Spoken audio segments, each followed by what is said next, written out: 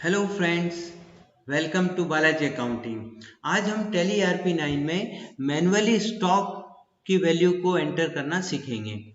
मान लीजिए आपके बिजनेस में आप इन्वेंट्री मेंटेन नहीं कर पाते हैं, तो उस केस में आप अपने क्लोजिंग स्टॉक और ओपनिंग स्टॉक की वैल्यू को टैली में किस तरह एंटर करेंगे वो आज हम सीखेंगे।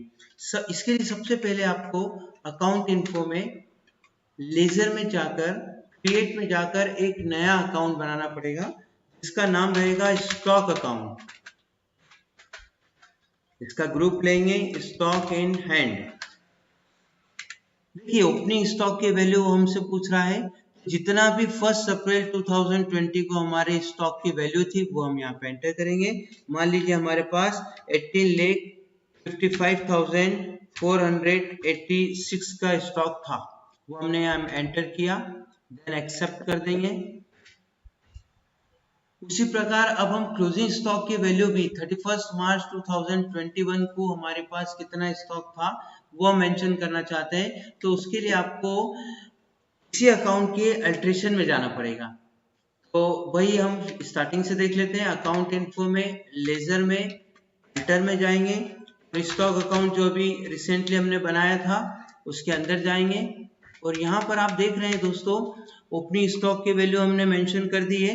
वो क्लोजिंग स्टॉक की वैल्यू पूछ रहा है, बट उसके पहले हमें क्लोजिंग स्टॉक की डेट डालनी रहेगी कि क्लोजिंग स्टॉक कौन सी डेट का, तो हम 31 मार्च 2021 मेंशन करेंगे। क्लोजिंग स्टॉक 31 मार्च को कितना था, तो हम मान लेते हैं कि हमारा स्टॉक था 26,74,200 था, ये हमने मेंशन किया, देन हम इसको एक्सेप्ट कर देंगे। अब दोस्तों हम प्रॉफिट एंड लॉस या बैलेंस शीट दोनों जगह देखेंगे। प्रॉफिट एंड लॉस में चलते हैं, यहाँ पे हम डिटेल्ड में देखने के लिए Alt F1 प्रेस करेंगे, या तो Alt F1 प्रेस कर सकते हैं या माउस से डिटेल पर क्लिक कर सकते हैं। हमने Alt F1 प्रेस किया।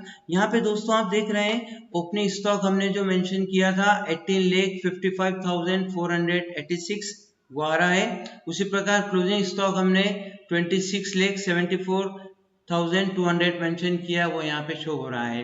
दोस्तों यदि आप इन्वेंट्री मेंटेन करते हैं तो उस केस में स्टॉक ऑटोमेटिकली वो ओपनिंग और क्लोजिंग स्टॉक ऑटोमेटिकली कैलकुलेट करके आपको शो करेगा। पर इन केस यदि आप स्टॉक नहीं मेंटेन कर रहे हैं, इन्वेंट्री नहीं मेंटेन कर रहे हैं, तो उस केस में हम मैन्युअली स्टॉक की वैल्यू डाल सकते हैं।